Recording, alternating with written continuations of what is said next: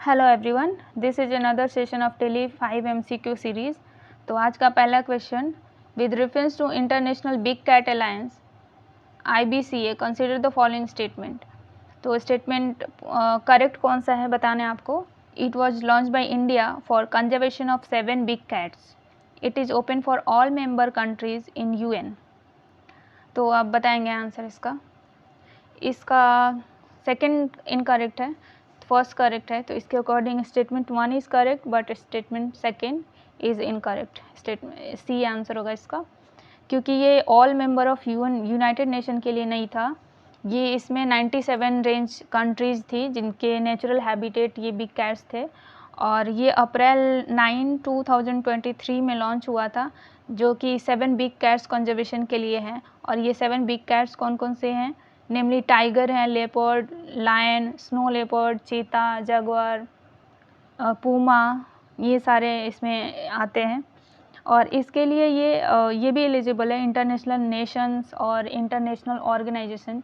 Interested nation जो भी हैं और इंटरनेशनल ऑर्गेनाइजेशन हैं, वो सारे लोग भी इसमें ज्वाइन कर सकते हैं। चलते हैं अपने नेक्स्ट क्वेश्चन पे। Question number 2, with reference to global framework for climate service consider the following statement. GFCS के बारे में क्वेश्चन है।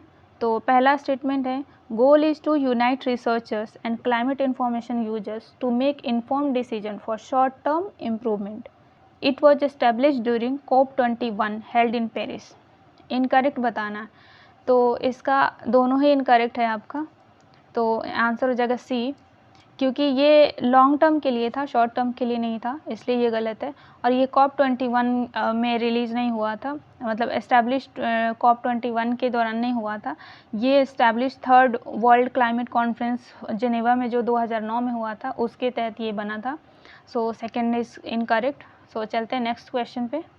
हाँ, कुछ एक्सप्लेनेशन भी है इसमें। GFCS जो है उसमें ये कुछ कंपोनेंट्स हैं जो कि इसके अंडर आते हैं, जिसमें observation of monitoring, research, modelling, predictions, climate service information systems, user interface platform and capacity building. ये सारे कंपोनेंट्स हैं जो कि ये GFCS देखता है। इसमें रिसर्च वगैरह सब आते हैं, और ये जेनेवा में हुआ था जैसा कि हमने बता दिया।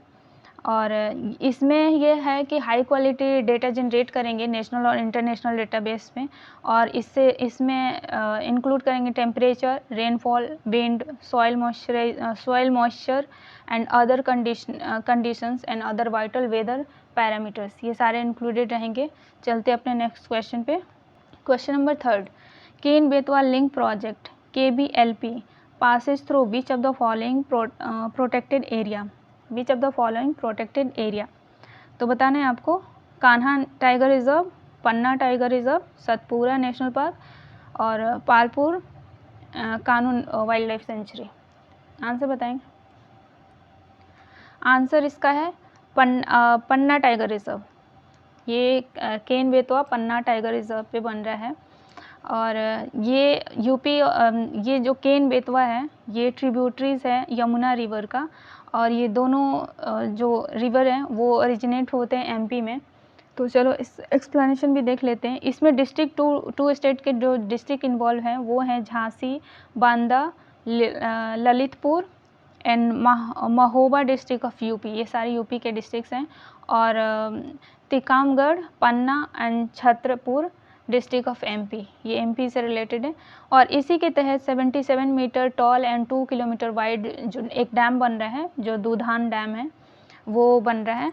और पन्ना टाइगर रिजर्व के अंदर में बनेगा। पन्ना टाइगर रिजर्व है उसी के अंदर ये डैम बनेगा। और कैनाल भी बन रहा है जो 230 किलोमीटर की उसमें है। कैनाल 230 किलोमीटर का है। और ये केन बेतवा जो प्रोजेक्ट है वो 30 रिवर इंटरलिंकिंग प्रोजेक्ट है, उसी का एक पार्ट है। लाइक 30वां में से एक ये भी है, केन बेतवा प्रोजेक्ट है।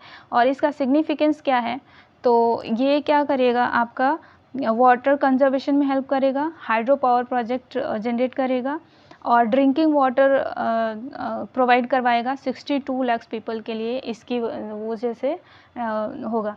जो केन है वो वाटर सरप्लस रिवर है, उससे हम वाटर ड्रेन करेंगे उसमें बेतवा जो UP में है। तो जो ड्रॉट प्रोन एरिया है बुंदेलखंड का, वो वहाँ पे पानी मिल जाएगा उनको। Drought prone area Bundelkhand provided.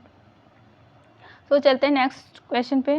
Question number 4, with reference to curative petition consider the following statement. It is last resort to the highest court that can be petition for the redressal of grievances in court and its ruling is final. दूसरा statement, concept of curative petition originate from case of Rupa Ashok Hurra versus Ashok Hurra and another case 2002. Article 137 of Indian Constitution broadly support the idea of curative petition. Answer बताएंगे, correct statement बताने आपको। ये इसमें सारे ही correct हैं, तो statement C is correct, all 3 are correct. So क्योंकि ये अशोक हुर्रा और इसकी जो ओरिजिनेशन था वो केस यही केस था, Rupa Ashok Hurra versus Ashok Hurra and other case 2002, और ओरिजिनेट यहाँ से हुआ था। बट अपने कॉन्स्टिट्यूशन में आर्टिकल जो 137 है वो ऑल्सो सपोर्ट दिस आइडिया और आइडिया ऑफ क्यूरेटिव पिटिशन और जुडिशियल रिव्यू। तो और पहला स्टेटमेंट है कि ये हाईएस्ट, यस ये लास्ट ऑप्शन है कोई भी जस्टिस पाने का।